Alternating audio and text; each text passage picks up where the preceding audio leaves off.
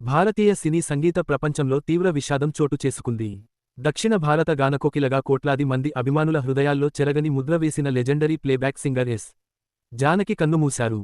వయోభారంతో సంబంధిత అనారోగ్య సమస్యలతో బాధపడుతున్న ఆమె మైసూరులో చికిత్స పొందుతూ తుదిశ్వాస విడిచారు. ఆమె మరణంతో భారతీయ సినీ సంగీతంలో ఒక స్వర్ణయుగం ముగిసినట్లయింది.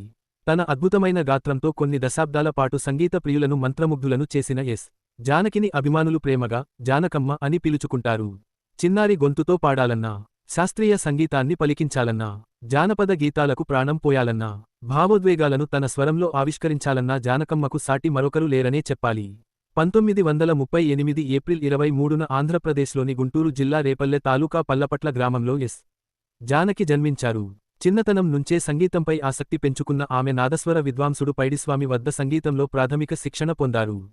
బాల్యం నుంచే పలు సంగీత కార్యక్రమాల్లో పాల్గొంటూ తన ప్రతిభను చాటుకున్నారు.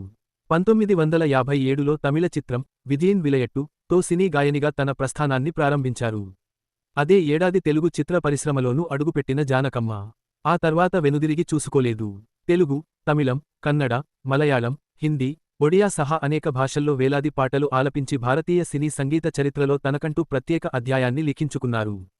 స్వాతిముత్యం చిత్రంలోని చిన్నారి పొన్నారి కిట్టయ్య పాటలో జానకమ్మ పలికించిన పసితనం సంగీత అభిమానులు ఎప్పటికీ మరిచిపోలేరు. పాటలోని భావాన్ని, సందర్భాన్ని, పాత్ర స్వభావాన్ని తన గాత్రంలో అద్భుతంగా పలికించడం ఆమె ప్రత్యేకత. గానగంధర్వుడు ఎస్. పి.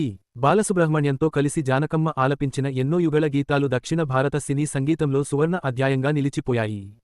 వారి గాత్ర కలయికలో వచ్చిన అనేక పాటలు నేటికీ సంగీత ప్రియుల హృదయాల్లో మార్మోగుతూనే ఉన్నాయి. 6 దశాబ్దాలకు పైగా సాగిన తన సుదీర్ఘ సంగీత ప్రస్థానంలో జానకమ్మ 4 జాతీయ చలనచిత్ర పురస్కారాలను అందుకున్నారు. వివిధ రాష్ట్ర ప్రభుత్వాల నుంచి అనేక ప్రతిష్ఠాత్మక అవార్డులు, గౌరవాలు ఆమెను వరించాయి. మైసూరు విశ్వవిద్యాలయం ఆమెకు గౌరవ డాక్టరేట్ను ప్రదానం చేసింది. 2013లో కేంద్ర ప్రభుత్వం ప్రకటించిన పద్మభూషణ్ పురస్కారాన్ని ఆమె తిరస్కరించడం అప్పట్లో దేశవ్యాప్తంగా చర్చనీయాంశమైంది. దక్షిణ భారత కళాకారులకు తగిన గుర్తింపు ఆలస్యంగా లభిస్తోందనే భావనతో ఆమె ఆ పురస్కారాన్ని స్వీకరించలేదు. తన గాత్రంతో తరతరాల సంగీత అభిమానులను అలరించిన జానకమ్మ ఇక లేరన్న వార్త సినీ, సంగీత ప్రపంచాన్ని తీవ్ర విషాదంలో ముంచెత్తింది. ఆమె భౌతికంగా మన మధ్య లేకపోయినా, ఆమె ఆలపించిన వేలాది పాటలు, మధురమైన స్వరం సంగీత ప్రియుల హృదయాల్లో చిరస్థాయిగా నిలిచిపోతాయి. జానకమ్మ గాత్రం మూగబోయింది. కాని ఆమె పాట ఎప్పటికీ ఆగదు.